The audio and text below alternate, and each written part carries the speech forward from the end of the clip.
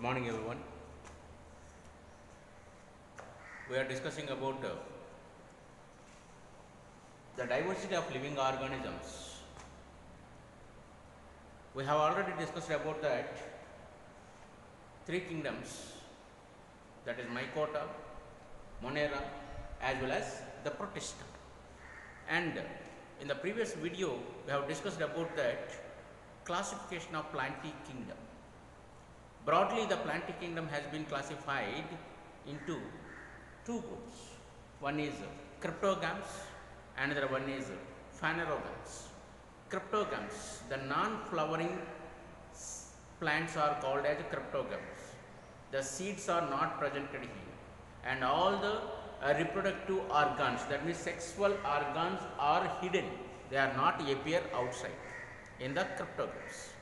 Whereas that means that hidden means here the sexual organs are completely non-functional. They are not in function. They are not in function. Okay.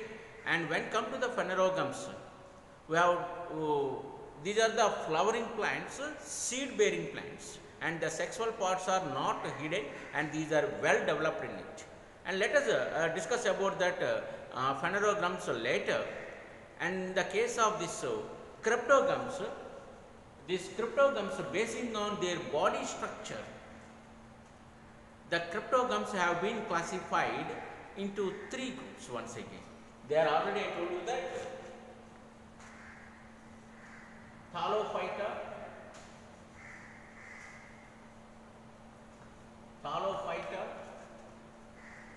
Bryophyta,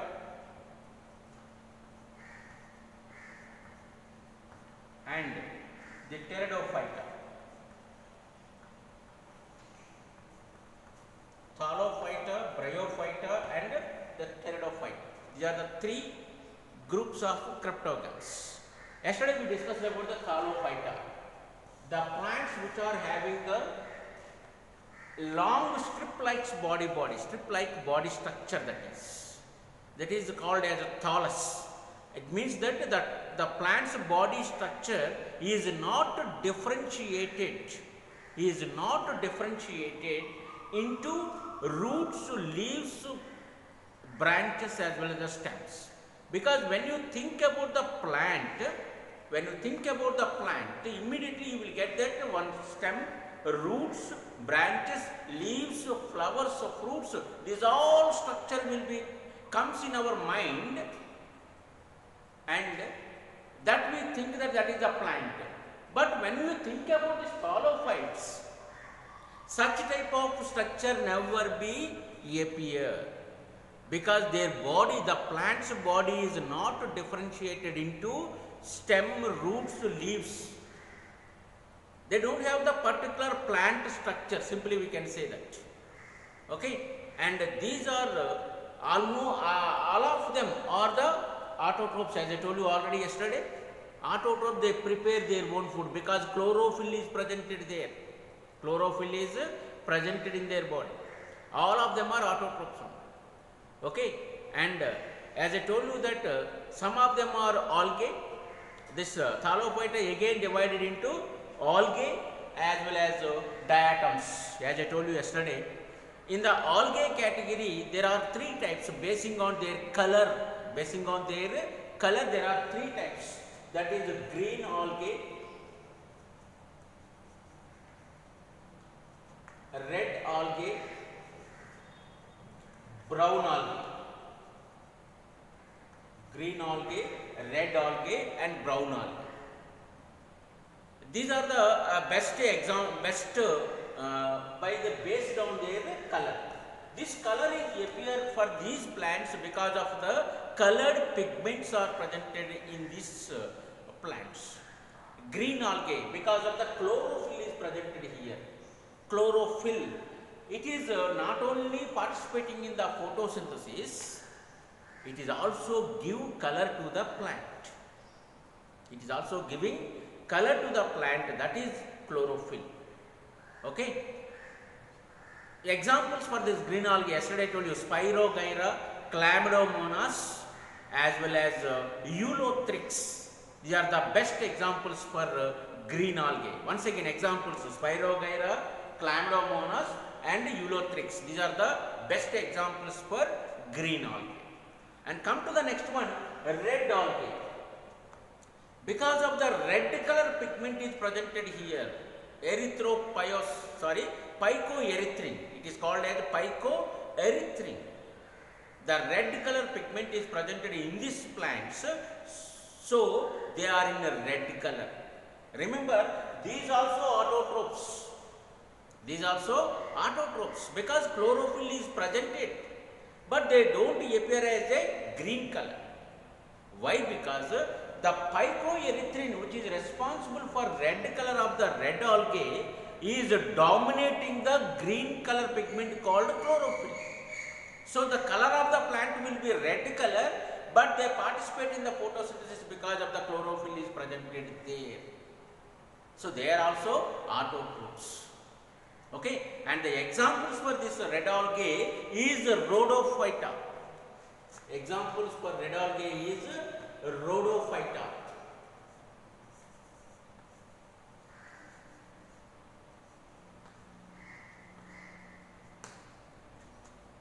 And kelp. Kelp is also called as seaweed. They are the best examples for red algae. Yesterday I explained you, I told you that Red Sea appears like red because of the surface area of the Red Sea water is completely covered by red algae. That's why the water color appears like red. So the name is given as red algae. Okay, the name is given to the sea is Red Sea. Okay. And next one is brown algae. Here phycocyanin, a pigment, color pigment is presented here. Because of that color pigment, the brown color is given here. In this plant also, chlorophyll is presented there. Chlorophyll is presented there, and this chlorophyll is useful for only preparation of the food. Okay. Best example for the brown algae is Sargassum. Sargassum is the best example for the brown algae, and Laminaria are the best examples for brown algae. Red algae, brown algae and green algae. These are the three kinds of multicellular algae comes under the category of Thallophyta. Beside of this Thallophyta, beside of this algae, multicellular algae, there is one more kind of organisms are there in this category. Those are called diatoms. Okay, and these will prepare their own food. Sorry, diatoms, not lichens. Sorry for the inconvenience. That is the lichens. As I told you already, symbiotic nutrition will be shown here. Lichens are the second category of Thallophyta. And let us learn about the next two categories, that is Bryophyta as well as the Pteridophyta.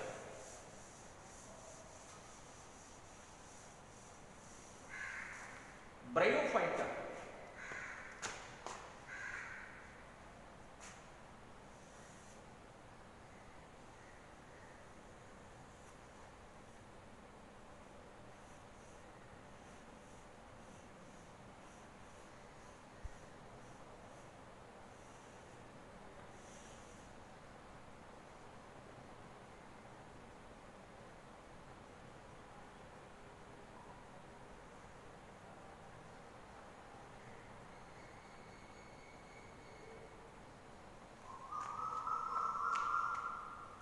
When you might be seeing that somewhere where the old houses are there, something there, cement, the walls will be there, or if there is a pond with steps in your village, on the steps a green color layer will be formed because of the moist conditions of that areas.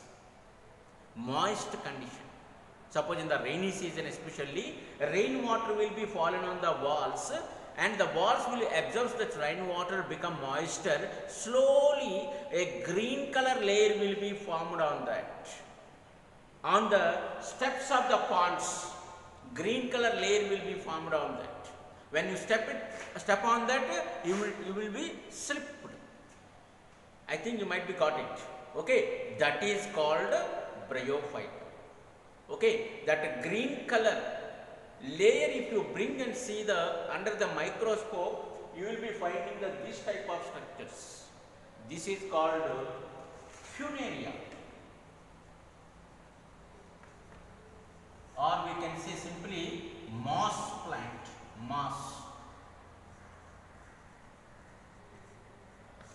Moss plant, funaria. The structure, when you see this one, it is also not having the particular structure of the plant.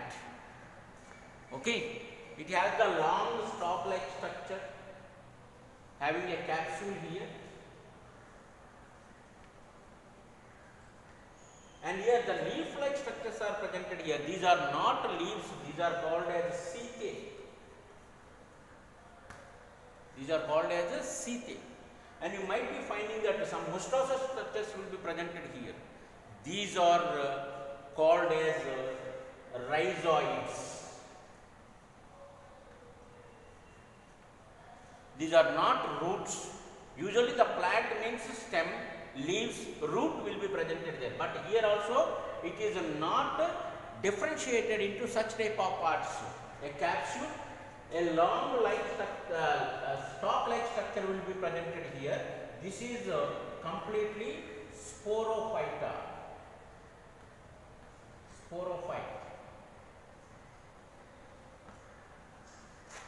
And this is called as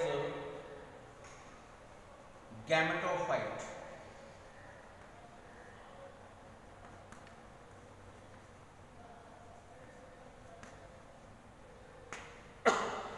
What is sporophyte, gametophyte, I will tell you later.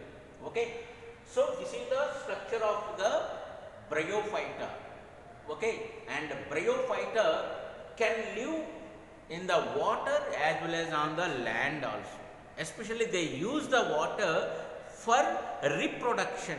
They use the water for reproduction. Development of the spores. Spores are the reproductive structures here. So that these bryophyta plants are also called as bryophyta organisms are also called as amphibians of the plant kingdom. Amphibians, the organisms which can live in the both the conditions, in the land, on the land, in the water, and they use the water for reproduction. Such type of organisms are called as amphibians.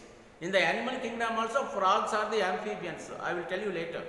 Okay. Here in the plant kingdom, bryophytes are the amphibians of the plant kingdom. Okay. Why they are called? There is a question for you. Give the reason to the statement called bryophytes are also called as amphibians of the plant kingdom. Give reason. This is the question. The reason behind is these bryophytes can live in the water as well as on the land successfully, and they use the water for their reproduction. So they are called as the amphibians of the plant kingdom. Okay. And here you might be seeing this one. This is the sporophyte and gametophyte. Gametophyte means a structure where gametes are produced. Gametes. Sex cells are called as gametes. Sex cells are called as gametes. Simply sex cells. And these gametes are of two types: male gametes, female gametes. Male gametes and female gametes. Okay. Male gametes are also called as megasporangia.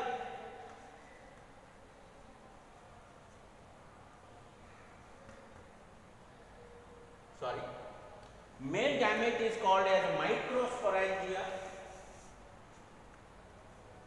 microspores.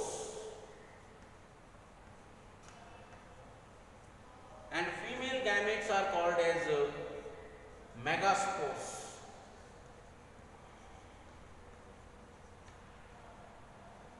And the place where these spores, microspores, megaspores will be produced, that place is called as a gametophyte. The gametes are produced. The place, the part where these gametes are produced, those are called, that is called as gametophyte. Once these gametes are produced, and these will be placed in the a capsule-like structure here. A bulb-like structure will be presented there. This is called as capsule. When the wind blows, this capsule will be burst open like this, and all the spores will be spread over, and they will travel from one place to another place along with the wind blow, and they may fall down somewhere else. They may fall down somewhere else, and there with the help of the moisture and water, they develop into gametophyte. So here gametophyte is followed by sporophyte. Okay, gametophyte is followed by sporophyte. Okay, sorry, sporophyte is followed by gametophyte. It is a alternation of generation. It's an alternation of generation. Sporophyte is followed by gametophyte. The examples for this bryophytes is Funaria, Merchantia are the best examples. Richica, these are the best examples for the bryophytes. Okay, and come to the next one, that is the Pteridophyta. These are the well advanced cryptogams. Well advanced cryptogams. And when I am saying about that, this Thalophyta and Bryophyta, I did not tell anything about the transportation, because they don't have a particular transport system. But whereas the transport system is developed in the Pteridophyta. Transport system is developed in the Pteridophyta, that is well developed cryptogam. These are differentiated into all the three parts of the plant: stem, root, as well as the leaves. Stem, root, as well as the leaves. They are started the long stalk-like structure. This is called as the long stalk-like structure, and from this leaves will be grow.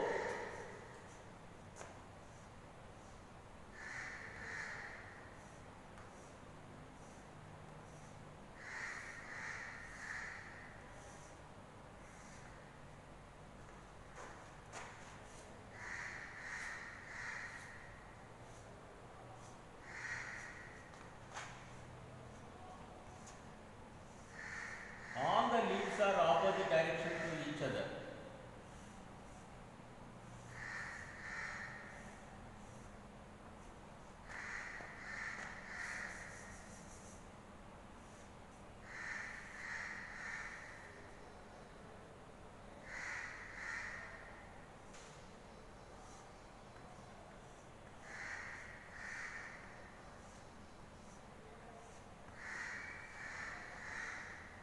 This is the structure of this Pteridophyta. They have the well developed vascular system. Vascular system means xylem and phloem are developed here to carry the material. Xylem carry the water and phloem carry the food material. That vascular system has been developed and presented for the first time in the plants in this category, that is Pteridophyta. That is a major asset. That's why these are also called as vascular plants. These are also called as vascular plants. And this total is one structure of the leaf of this plant. Okay, and these are all together called as leaflets. And you might be observing that newly formed leaves will be smaller in size and older leaves are larger in size. When you take the old leaves and turn back side, you might be finding the brown color blisters are presented at the margins of the leaves. brown color blisters are present at the margins of the leaves, and these are called as sori. And when these are matured, these will fall down and grow as a new plant. These are all nothing but spores. These are nothing but spores. When they fall down, and these, because of the moist condition, these will be developed into new plant. Best example is the fern, Selaginella. Selaginella, horse-tailed fern, horse-tailed fern. These are the best examples for Pteridophyta, and these are very beautiful in looking, and so they are using in preparation of the bouquet, as well as they are almost used in the ornamental plants. For the decoration purpose, they use these plants. Okay, mostly these we can find in the areas with a lot of water as well as moist condition areas. Okay, that is the pteridophytes. And here also we can see the alternation of generation.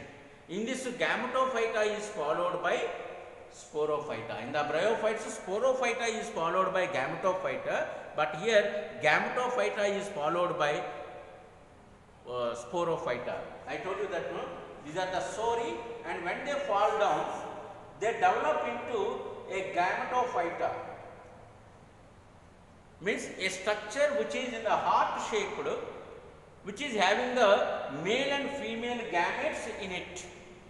This is called Gametophyta, and the name of this Gametophyta is Prothallus. This Prothallus is having the female gamete as well as the male gamete, and these two combined together develop into a plant called as fern, that is Sporophyta. So, Gametophyta is followed by Sporophyta in the Pteridophytes, Sporophyta is followed by Gametophyta in Bryophytes. Alternation of generation will come in this Bryophyta onwards.